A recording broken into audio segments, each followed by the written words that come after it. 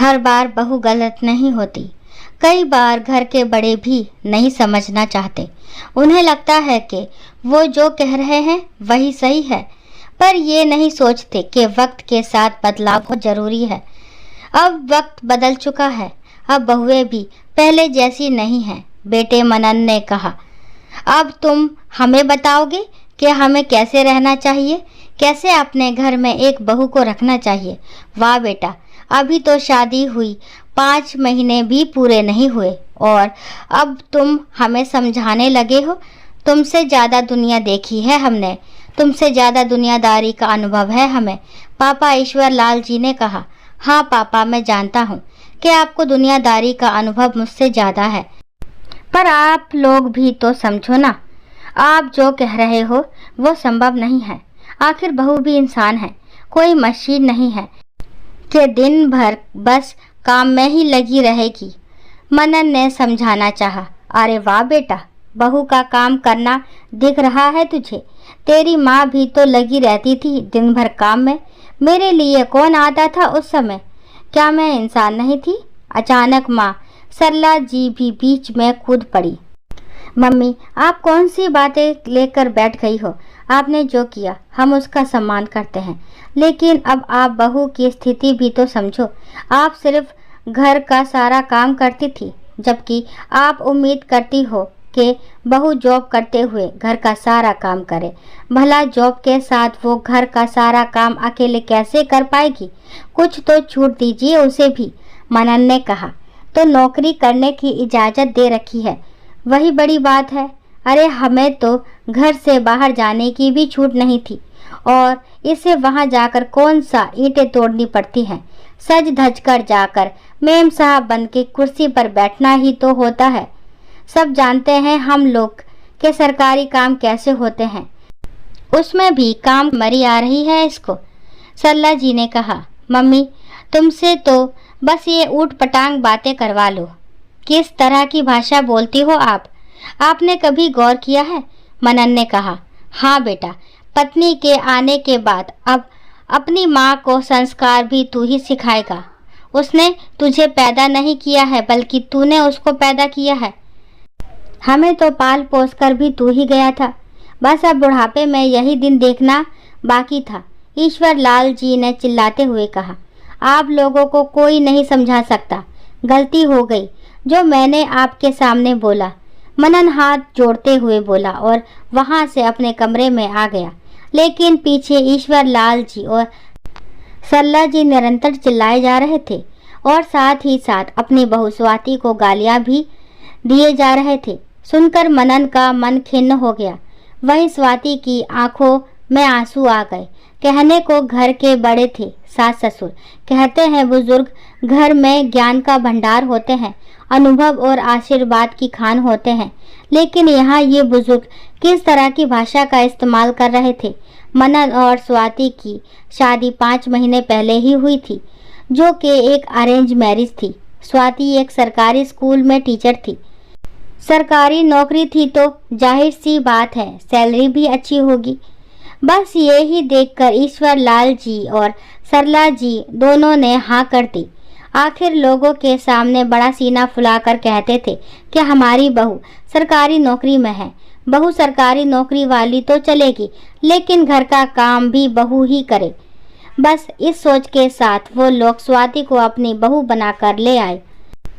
कहा तो स्वाति की शादी से पहले घर में एक साफ सफाई वाली तो कम से कम आती थी, अब तो शादी के बाद उसे भी हटा दिया गया। ये कहकर के घर में बहू आ चुकी है, अब ये काम वही करेगी। आखिर घर में बहू ही काम करती रहे तो उससे ही घर की दशा शुभ रहती है। ऊपर से सरला जी ने हर काम में छुट्टी ले ली, अब तो वो रसोई में आकर झांकती भी नहीं थी। ऊपर से काम में मीन मेख निकालने का काम। और ईश्वर लाल जी और सरला जी दोनों ये उम्मीद करते थे कि स्वाति ही घर का सारा काम करे। सुबह 4 बजे उठे, घर का सारा काम करे, साफ सफाई करे, सबका खाना बनाकर स्कूल जाए और वापस आने के बाद दोबारा काम में लग जाए। स्वाति ने शादी के 1 सप्ताह बाद ही कामवाली लगाने के लिए कहा था। उस पर सरला जी ने जवाब दिया था, अरे तुम्हें कौन सा पूरा काम खुद करना पड़ता है? आधे से ज़्यादा काम तो मशीनें ही नहीं कर देती है। कपड़े मशीन धोती है, मसाले तुम्हारी मिक्सर पीसती है, पोछा तुम्हारा स्टैंडिंग होता है। तुम्हारी कहाँ मेहनत लगती है। पर मम्मी जी, मैं भी थक जाती हूँ। स्कूल भी कितना दूर है, आने जाने में ही 3 घंटे बर्बाद हो जाते हैं। ऊपर से घर और स्कूल दोनों, कितना काम रहता है। मैं अकेली कैसे कर पाऊंगी ये सब? अरे कहाँ काम रहता है, घर में काम मशीन कर रही है और स्कूल में।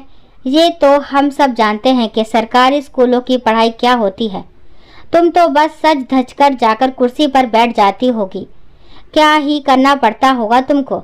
तुम्हें तो बैठे बिठाए ही तनख्वाह मिलती है। बस इस तरह के जवाब देकर वो स्वाति को चुप करा देती।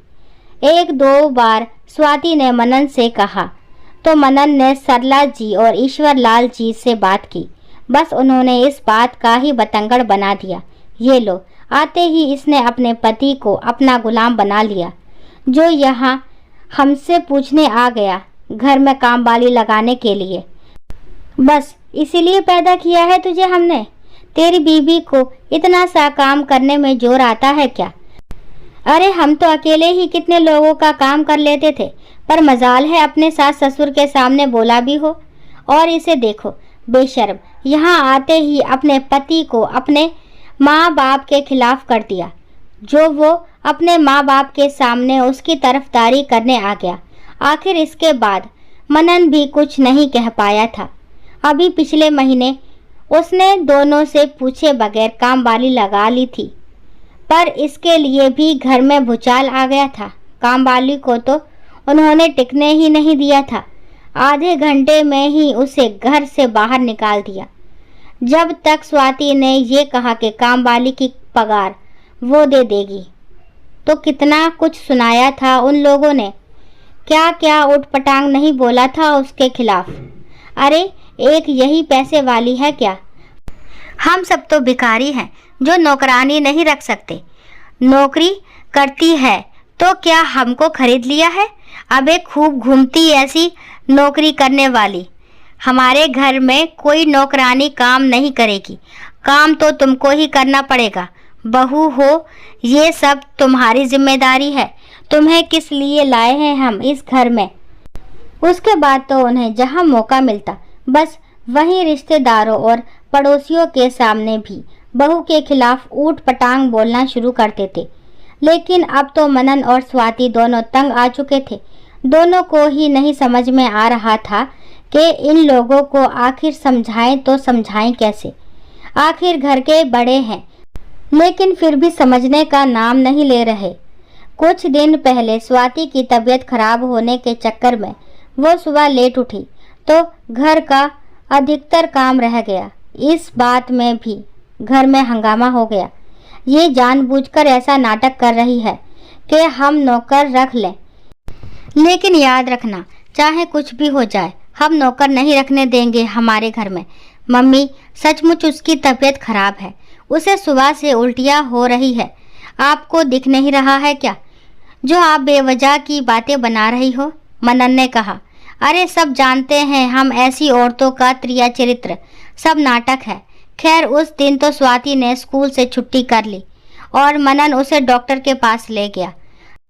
जब वापस आया तो उसे देखते ही सरला जी मुंह बनाते हुए बोली, अरे क्यों हो गए तसल्ली पैसा खर्च करके?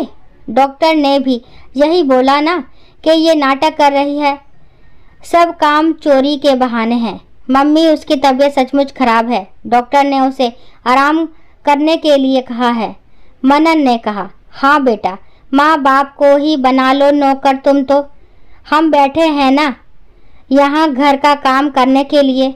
उसके बाद तो सरला जी और ईश्वर लाल जी ने जो गालियों की बौछार की थी और चिल्ला चिल्ला कर घर का माहौल खराब किया था, ये सब सुनकर मनन इतना दुखी हो गया कि उसने फैसला कर लिया कि अब उसे यहाँ नहीं रहना। आखिर 2 दिन बाद मनन ने एक फ्लैट किराए पर ले लिया और वहाँ स्वाति के साथ शिफ्ट हो गया। अब तो आलम यह था कि उनके पीछे इधर सरला जी और ईश्वर लाल जी आए गए सबके सामने अपने बेटे बहू की बुराई करते रहते कि कैसे वो लोग उन बुजुर्गों को अकेला छोड़कर चले गए। लोगों की हमदर्दी भी उन लोगों के साथ होती। आखिर बुजुर्ग माता पिता हैं तो हमदर्दी उनके साथ होगी ही। पर ये कोई नहीं सोचता कि किस तरह की भाषा वो इस्तेमाल करते थे या किस तरह की परिस्थितियां उन लोगों ने जानबूझकर अपनी ही टेक में बना दी थी।